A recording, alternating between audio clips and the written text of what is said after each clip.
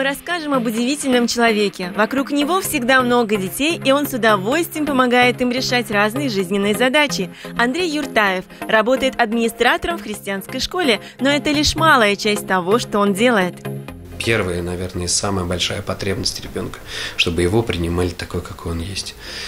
А дальше уже, если получится контакт, дальше уже можно потихоньку влиять своим примером, наверное, в первую очередь, влиять, чтобы какие-то вещи, мне кажется, даже там уже ребенок сам начинает различать, что он делает хорошо, что плохо, потому что он чувствует защиту, чувствует любовь, когда он принят. А это, мне кажется, самое главное. Он становится счастливым в первую очередь. А в этом состоянии счастья он готов меняться уже.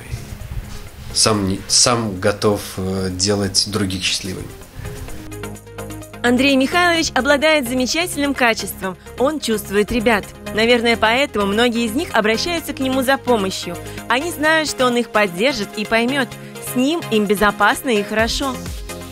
Очень разносторонний человек, очень интересный, и у него шикарное чувство юмора. Можно довериться и просто прийти, рассказать, допустим, всяких мыслях, которые тебя волнуют, и как-то получить ответы на некие вопросы.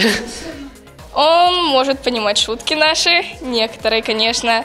С ним весело. Хороший человек, и он очень заботливый и всегда помогает нам в разных делах. Добрый, хороший. Он помогает нам в уроках. Человек, он очень веселый и добрый, потому что мы знаем его и во внеучебное время тоже мы проводим время с ним на домашней группе или ездим с ним в лагеря. И он очень хорошо все организовывает, и детям нравится, всем нравится.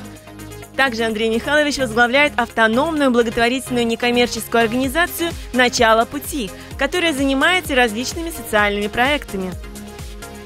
Мы сделали несколько проектов с домами престарелых инвалидов в Республике Татарстан. Это вот в город Черемшан мы ездили, не город, а село, село Черемшан и Новошишминск. Для того, чтобы мы могли организовывать лагеря, походы, действительно, это от школы делать очень сложно. Поэтому было принято решение организовать, создать такую некоммерческую организацию. Плюс ко всему, этой организации мы хотим какие-то просветительские проекты делать. И вот сейчас проходит выставка Лилии Николаевны Ратнер. У Андрея Михайловича 3 детей. Супруга Альфира поддерживает его во всех его начинаниях. Андрей Михайлович, безусловно, счастливый человек. На данный момент я нашел то, ради чего я вообще живу. Это и служение детям, и эта социальная деятельность. И мне кажется, что в этом смысл моей жизни. И поэтому я счастлив.